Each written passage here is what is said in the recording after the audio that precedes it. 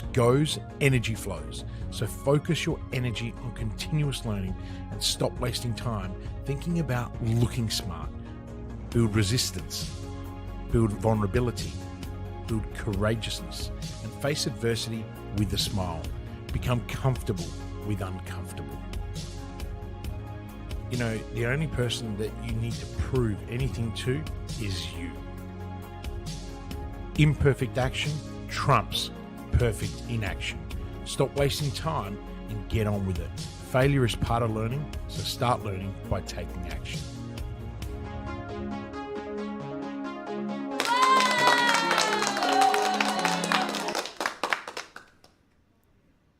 Christian Lavolsi, it is Wednesday. We're here for the hot seat. What is happening in your world today? Nothing. I doubt that very much. No, I'm still a calorie deficit, so I'm a grumpy, hangry person. No, I actually just had the most amazing introductory call with a lady by the name of Christina. We'll just leave it there, who is a innovation superstar out of Hunter Valley, and just got back from Spain. And a friend of ours that's an acquaintance in common, introduced us, and I just had the most incredible 30-minute conversation. Mark Randolph, one of the founders of Netflix, actually wrote the foreword in her book. So It was really spectacular. So Christina, if you end up listening to this, a big shout out to you. I'm looking forward to our phone call next week. So I always, me, I love meeting new people, and especially people that, can kind of blow my mind. I find it very exciting. I know. And it is so cool to talk to new people and to see the amazing work that some people are doing out there, which is absolutely fantastic. Now, we're here for the hot seat. I've got 3 questions for you. We used to say you had 2 minutes to answer, but we very rarely stick to that. So we will try and cap this at half an hour. That's our goal. And I want to kick off this week talking more so about marketing. We know this is something that is really pivotal in people's businesses, and often an area that's somewhat neglected when you get busy doing all the tasks. So I wanted to ask you some questions on this today, Christian. And my first question today is, how do you adjust your marketing strategy in response to trends? And I'm thinking about those things that are just popping up all of a sudden that you're like, oh, that looks cool. Maybe I should try that. How do you go about that? Yeah, I mean, look, firstly, the only reason that you really need to adjust your marketing strategy in response to trends is to stay relevant and competitive. Okay. But there is so much stuff out there that is just a total waste of time. If you're targeting, 65-year-old retirees, there's no point in being on TikTok. So if your marketing manager comes to you and says, hey, we're running a nursing facility, we should be on TikTok. I'm sorry. I don't let them go on a whim. Now, a smart marketer will probably argue, well, their children's children might be on there, and hey, granddad, what about this? And maybe we can do great TikToks of how amazing our environment is. Sure, right? But the amount of energy that you're going to invest and the ROI you're going to get, right? So, but what you need to do is the first step is to keep the pulse on your industry trends. Consumer behaviors, and also the technological advances. Now, when I write strategy for people, you will know one of the key areas that we focus on in our SWT is trends. So we identify 6 trends that we think are going to influence our strategy over the course of 5 to 10 years, in line with our BHAG, which is normally 10 to 20 years, and then we adjust that annually. And so there's a mixed set of resources like industry reports, social media, customer feedback that will give you lots of insights. But tools like Google and social listening platforms, as well as market research, can provide really good real-time data on what's gaining traction, but also what's going to create friction. The other thing is, not all trends are equal, and not all trends are worth following. Like I said, TikTok, depending on its relevancy. But does the trend align with your brand's values? That's really important. Okay. And can it enhance your customer and user experience, or even offer you a new market opportunity, a new blue ocean, so to speak? So that's where I kind of will start to adapt. Now, I always say this to marketers and to business owners and entrepreneurs that we work with. Before overhauling your marketing strategy, conduct small scale tests, right, to gauge if a trend is effective, right? So, for example, if there's a rising trend in using augmented reality, right, for engagement, consider a pilot project within a campaign before actually committing. So then use A/B testing to compare results, okay, on your current strategy. Pretty simple. We do this all the time when we run ads and other bits and pieces. When and this is a really cool thing, when a trend actually proves itself valuable, what you need to do is integrate it into your marketing strategy. But you've got to still be flexible because trends can evolve as well as fade. And your strategy should be agile enough to be able to adopt. To be able to adapt, right? Yeah. Then what you got to always do, and you know, I love continuous improvement, but continuously monitor the performance of that trend-based initiative against the KPI. You know, so many people will say to me, "Oh, Christian, you go on and on and on about KPIs, and yet your camera can't stay in focus." Right? It's such a nightmare. Stop it. There you go. There we go. I know. I need a little bit of fading out for all the wrinkles, but you know, it could be at a different time. So the other thing that I really encourage people to do is ensure that your entire team, including yourself, is up to date with the latest trends, but also understanding how effective and efficiently they are to be applied, because this means regular training, workshops, you know, sharing trend reports, because all of this can actually foster a culture of continuous learning and innovation, which is really, really important in today's very competitive labor market. So, and lastly, out of all of those things, the most important is listen to your customers, allow them to guide you. You know, Eric Ries in the Lean Startup really hammers this. You know, that you put out a product that's imperfect. Let your small sample of customers tell you what's wrong with it. They're going to use it and break it in ways that you wouldn't, right? Yeah. And so that's really important. I mean, and that's what we did with Evolve, didn't we? We built this on our own framework, and then we took all of that feedback from our, you know, first 10 foundation members and worked through with them step by step what time would work better, what the process would be, and we've come up with a product that is, I think, market dominating and competitor crushing. So, you know, and I'm a big fan of both of those words, and that's how I write strategies. But you know, the only way we developed that was by actually listening to our customers, and then that's so important. So, essentially, Simone, in concluding the answer to your question, like what people got to do is basically stay informed, be selective, maintain flexibility, and as always, test and adopt the test and learn approach, right? Because that will allow you to respond to trends as they happen. And also, it's about having a proactive stance, not only on the enhancements to your brand, as well as the relevancy, but also the drivers that drive growth through alignment and your audience's preferences. Yeah. Oh my God, I just realized I sounded really smart answering that question. I'm just like, wow, hang on. I know a thing or two about marketing. I haven't, well, because I normally don't have the marketing conversations other than with clients. I don't think we've ever had a marketing kind of discussion on the hot seat. So it's funny how some of this stuff comes back to you when you just don't, you know, you don't do it every single minute every day. Yeah, when I reflect on that question and what I've done in my business in the past, I can see how I've literally dropped my whole strategy to chase something new and shiny and then be frustrated that it didn't work. And small pivots. Okay, let's move on to the second question. And my question is for you, Christian, is how do competitor actions shape your marketing decisions? Is this something you should really be looking at, like how your competitors are marketing and what they're doing? And if you see someone doing something really well, do you follow it, or do you know, make it into your own way? Look, that's a really tough question, because I have two schools of thought on this. One, and I'm going to stay G-rated, don't worry about what your competitors are doing. Be the innovator, right? I've done that and chasing blue oceans in my own ventures, and I'm pretty sure that most of those I failed at. Yeah. Okay, so I've probably got to do that. Have a look, and probably out of the 45 or so ventures that I call failures that didn't ever get off the ground.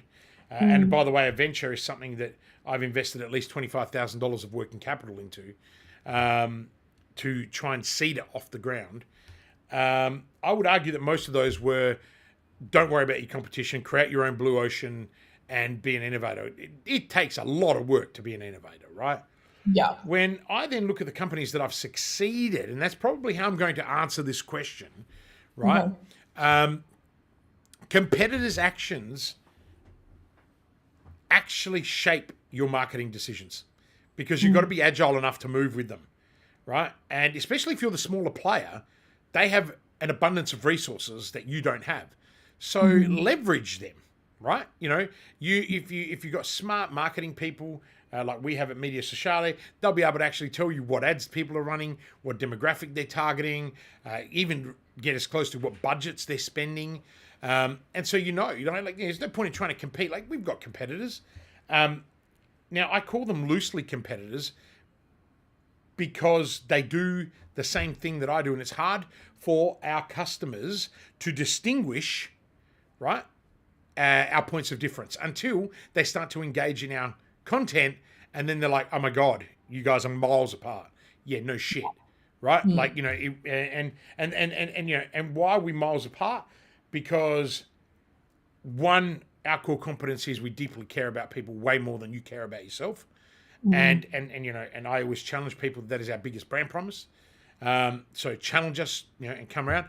We also guarantee all of our work, right? It's like love it or leave it. You don't like it, we'll even refund you your money back in the first 14 days, right? I don't do that for when I write strategies, only because I know the strategies that I write are absolutely kick-ass, and they're in such high demand that it's like, well, you want it, you pay for it. If you fail to implement it, it's your problem. But back to the question, I think what's really important is you've got to analyze your competitors' marketing strategies because it helps you identify industry benchmarks and standards, okay? So this is, again, if you want to be an entrepreneur, not an innovator, okay? Entrepreneur, my definition, is generally someone who can do something that someone's already done and do it better and find the blue ocean in that, okay? So, for example, Netflix was an innovation, right? Streaming. But Blockbuster was an entrepreneurial venture because they took on the video game DVD, sorry, the videotape, the VHS, beta, CD market, and they were the biggest out of it, right? So what it does is that what you need to do is by analyzing and benchmarking against industry standards, you allow yourself to position your brand in the market, right? But also what you can do is then highlight your unique value propositions, right? So and that allows you to set yourself apart, because if you don't know your competition, you can't actually make that distinguishing factor of what makes you different. The other thing is that competitor actions often reflect broader market trends. So, and also the shifting consumer preferences, right? So by observing those moves, you can actually anticipate market directions and also adapt your marketing strategies accordingly without having the gigantic budget of some of your competitors, right? So let's say you're a small independent paint supplier, if there are any around, and you're competing with Waddle, right? Waddle have, external marketers, they've got internal marketing teams. You can't compete with that, right? Especially if you're a mum and dad business, people that we love to work with in our Customers on Demand program, right? Or you're a new coach and you're competing with even my budget, right? I'm always fascinated with people who want to, compete against, Kerwin Ray or Jack DeLosa. I mean, those guys are super established, 2-3 million followers, right? Well, not Jack, but Kerwin, because they got in early, right? When the algorithms were easy. But mate, you have a look at the advertising budgets that those guys are smashing out, right? And they're investing heavily in their businesses, right? And so I look at that and I look at those and I admire those guys for what they do and how. I mean, Aaron Sanzoni, I speak of very highly a lot. I've never had the privilege of meeting him, but I always look at some of his stuff because he's I think he and I are very similar. Only thing is his big background in sales, my background is growth and strategy. But Aaron has done an amazing job being a business owner while actually coaching and advising other people to grow. He's an investor like I am. So I kind of see a lot of synergies. But, man, there's no way I can compete with him. He gets Naomi Simpson and Janine Ellis to go and speak at free events with him. And people are lured by that. So I can't, I guess what I'm trying to say is I'm aware that they're doing that, but I can't compete with that. So I've got to find other ways to be competitive. But if I didn't know that he was doing it, then I couldn't understand. But what I can do is work out who he's targeting, right? And therefore I can go, okay, well, I'm not going to get into a price war with him because that's just a fucking down a rabbit hole where you end up losing. But what you want to do is position yourself for the people that don't relate, right? And don't relate to others. So the other thing is observing the successes and failures of your competitors' marketing tactics can also inspire innovation within your own companies. I mean, I had this conversation with Bonnie in our morning huddle this morning. I said, I want you today to go and have a look, you and your team, and I want you guys to go and have a look at our top 5 competitors, and I want you to come back to me with a report on what they're spending, how they're spending, what keywords they're using. Go for it. All right? Now, if you're a small business, you're not going to have access to that. Yeah. Right? But you could join our mastermind, and then you get access to the resources I have by simply asking the right question on the mastermind call that's going to be happening directly after this one. Right? Yeah. So, but that is how we leverage our resources internally to help our customers win, because our goal has got to be to make our customers win. And you know that. That's what we do. So the other thing is competitor analysis should inform you, okay, but not dictate you in what your marketing strategy looks like, okay? That's essentially what I'm trying to get at. And it's crucial to remain adaptable using the competitor insights as one of your many inputs in guiding those marketing initiatives and decisions, right? Then there's other benefits like customer retention and acquisition. There is risk management around that. But the one that I'm, and I'm going to wrap up on this one to answer this question because I'm going on and on about it. It's just that I love this. I love this stuff, right? Competitor actions provide you with valuable learning opportunities, right? They offer you those insights into what works and what doesn't work, right? Allowing you also to refine your marketing approach continuously. Like, let's use a good example. We launched COD. We tried to do events. We spent 20 grand on doing live events. Yes, we're getting 200 people registering and whatnot, and then 25 would turn up. We hadn't learnt the game. So then we started analysing, Kerwin, he's the master of getting lots of people to a live event. He gets thousands. And then I realised that he's spending hundreds and hundreds of thousands. Yeah. Right? And it's like, holy shit. Right? But also what he's done, he's built the most dynamic email list by having all of these lead magnets that are going all year round. And hats off to you, Kerwin. I mean, I look at that and go, smart, right? Yeah. But then how does he apply all of that to his coaching? Because all of his clients don't have those kind of budgets, right? And so this is where we then use our competitors and say, okay, well, how do we get smarter about tapping into 1% of those people? And so the tactics that we've developed are at grassroots.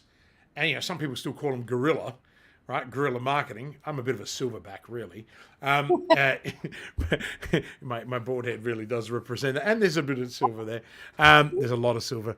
But look, competitor actions are a critical lens that people need to view in order to make better marketing decisions. But what they really do is just provide you with essential context, but they also inspire you to raise your standards. I know that that's what it does for me, and that's why I admire our competitors, because I kind of go like, you guys rock. And I'm happy to talk about them all the time, and that's just the bigger guys. There's so many little people that I actually look up to that I go, you know what?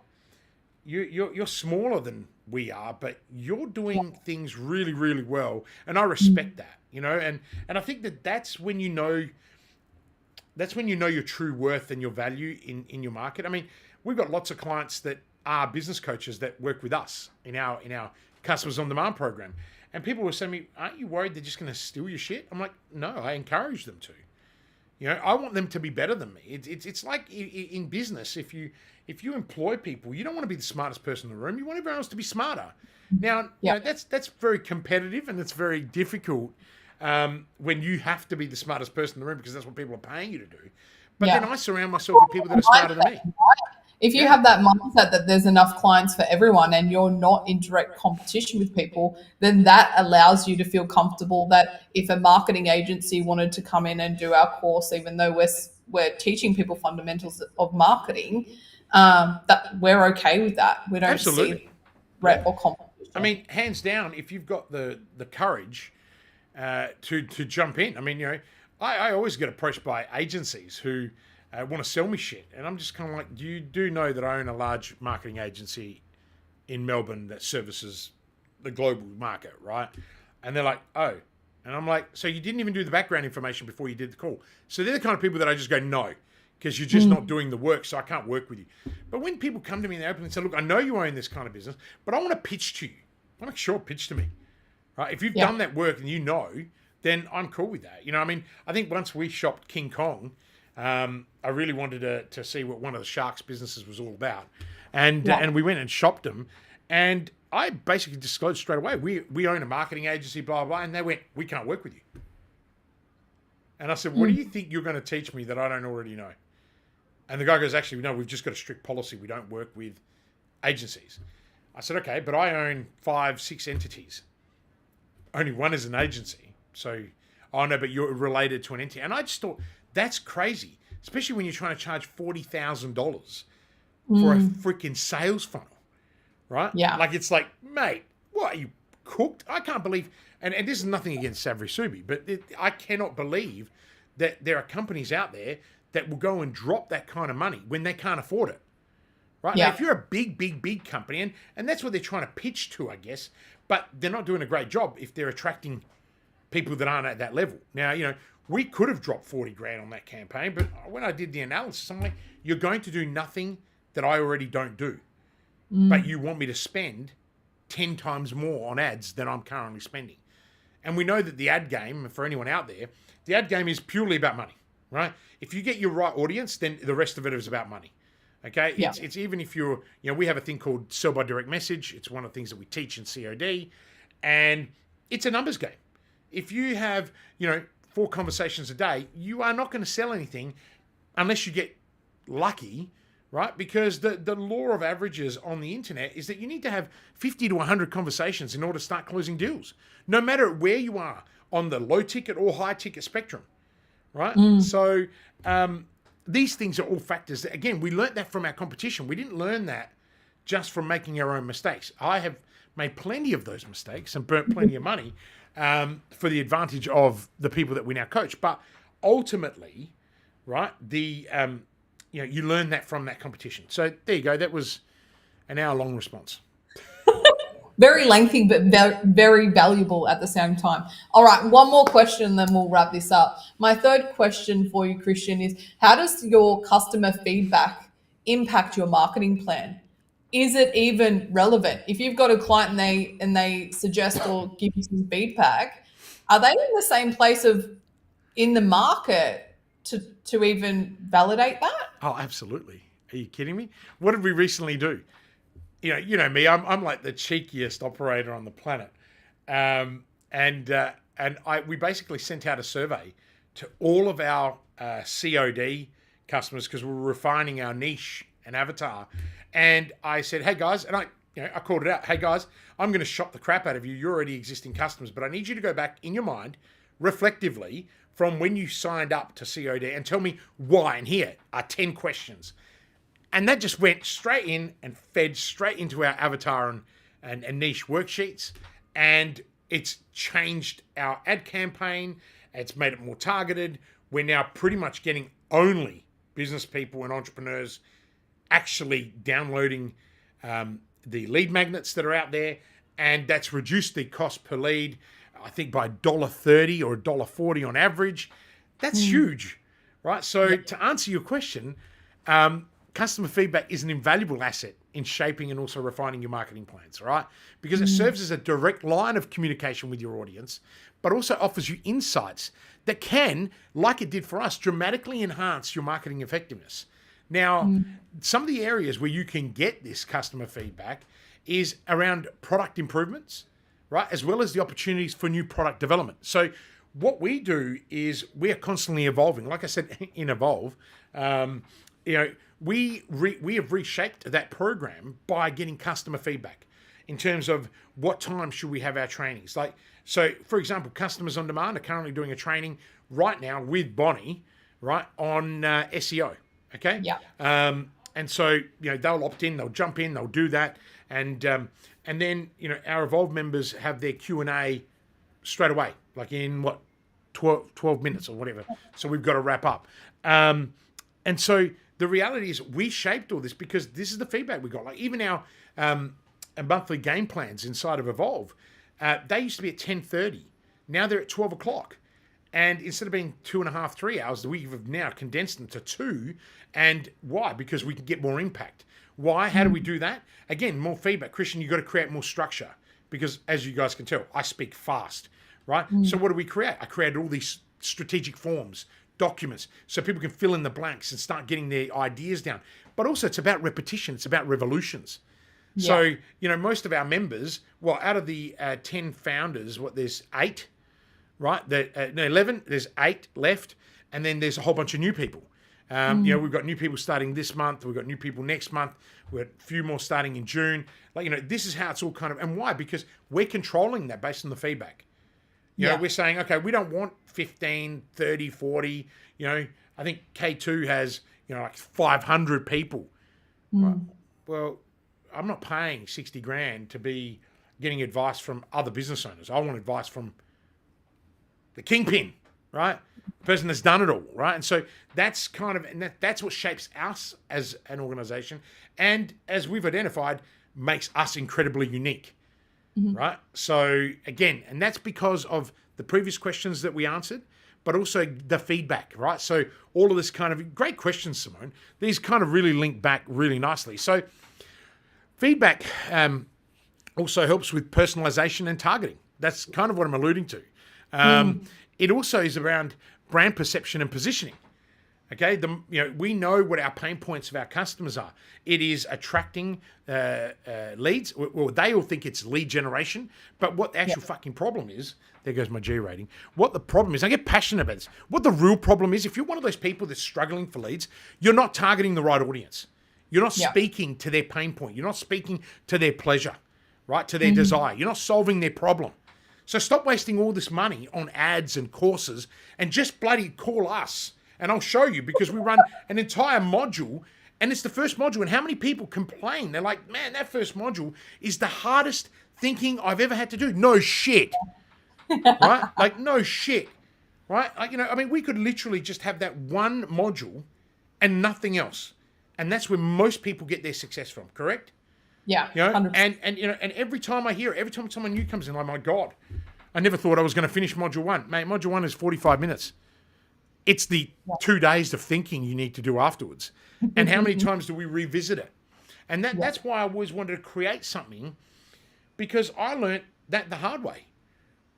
Being really focused. I came from the restaurant industry originally, and people just came to your door. All you had to do was produce really good food. But you know what? I've changed one of my restaurants from modern Italian to modern Australian, thinking I was going to follow a freaking trend. And I almost destroyed that restaurant. I just thought that I was arrogant. I thought so arrogant that I could change the world, right, without consulting my customers. You imbecile, right? It cost me almost $1.2 million. So I think, Simone, feedback also gives you better content, right? Better communication strategies. It allows you to understand those market trends before they occur. And how do you do all that? Well, you've got to measure and you've got to measure all the analytics that come with it. But look, in essence, customer feedback serves as both a compass and as well as a catalyst for your marketing plan. Okay, so it directs the strategic focus towards what truly matters. Okay, and that's really, really important. And you enable your customers to be involved in your business, which builds, loyalty. So there you have it. Yeah. Drop the mic. right? That's absolutely a mic drop. And what an episode. I think anyone who's even watching this live is going to definitely need to watch the replay. And those watching the replay will be watching it again because there's so much wealth in those 3 answers that you just provided to those questions. You can take a lot out of that to learn from. So Christian Lavolsi, as always, thank you for your time, your insights, your input. My insults. Well, someone might find something insulting in your answer. You know what? I was listening to something the other day, and they said if you raise your standards to a point that no one else can compete with, you will always offend people, and that's a good thing. That's 10x. Yeah. Right. So, don't be scared if you offend people. I don't want to be everyone's friend. I don't have what's my saying? I don't have any more space for more friends. And I'm already surrounded by the 5 people that I want to be spending most of my time with. So, it comes down to, though, caring enough about people and growing. I mean, our tribe get all the value in the world, and we love them because they love us, right? And there we go. Amanda McNeil, I chose you over Tony. Just in case no one understands the reference, she's referring to Tony Robbins. And we've got a few clients that have made statements like that. And that, to me, is... That's what I get up every single day, and I'm inspired. One of my clients, Jamie Myerscough, and his wife Jen, have asked me to become godfather to their daughter in Ireland. To me, they're the things that shape us as individuals. When the Hawkes family, I become an integral part of their large manufacturing business. They build some of the biggest bridges in Australia from a little country town that's 160 kilometers out of Adelaide. And, I get to be part of that family. Like, there is just, I'm going to get emotional. I've been reflecting on this a lot because I think this is what makes, us unique as individuals. It's what we do. And I'm privileged and blessed that I get this opportunity every single day to shape people's lives. And I don't get it right all the time. I'm kind of that enigma, right? Like, I can be quite polarizing. You can either love me or hate me. But the reality of it is, don't judge a book by its cover, right? You've got to allow it to get deeper. And my job is to be more more socially and corporate responsible, because I often get kind of caught up in the world that I live in for my tribe. And, when I go out and give keynotes, I kind of forget that I'm talking to a brand new audience who may not understand me. And so this is what I'm referring to. Like, and this is where you've got to get that feedback. You've got to constantly be asking for feedback, whether it's for your marketing, whether it's for your product development, whether it's for you as a human being, like your own personal and professional growth. And so for anyone who hung around for the last few minutes of this, and those who are regular listeners know, you always hang out for that last 2 minutes because Christian will go solo on you. But I know you want to wrap me up because you've got to get me onto the mastermind call. Guys, thank you so much for hanging out with us. I really do value, Simone, your time. This was your idea, the Business Hot Seat, and I'm really glad we do it. I know there's been huge demand to bring back the Top Achievers podcast. I've got about 15 people that are interested that I'm actually interested in interviewing. But if people are watching us on all the live streams, please sign up to the Business Growth Mindset podcast on Apple and Spotify, because we are now sharing micro segments of really cool solo content again, which is how I started my podcast 3 years ago. No, 2020. 2020, so it's 4 years ago. And I know that people used to get a lot of value. And there's like my coffee break series. There's the Business Growth Secrets, which at the moment I'm studying. I'm reflecting on the Blue Ocean Strategy book. So it's bite-sized, like 6 minutes. And you can get your teeth stuck in it, and hopefully it'll inspire you to go and buy their books like I did, and then dive a bit deeper, and it'll change your life. But anyway. 100%. Christian Lavolsi, let's wrap up this episode of The Hot Seat, all about marketing strategies and the impacts on your competitors and customers. Thank you so much for your time, and we'll be back. Working with Christian is a game changer. Hi, I'm Adrian Lee from GrowthLink Coaching and Consulting. I started working with Christian in August 2020 as his LinkedIn growth consultant. We worked together on his LinkedIn brand for about 12 months before becoming business partners in Growth Outsourced late 2021. Christian is a hidden genius. He helped me break through a significant financial target by restructuring my growth consulting online business offer.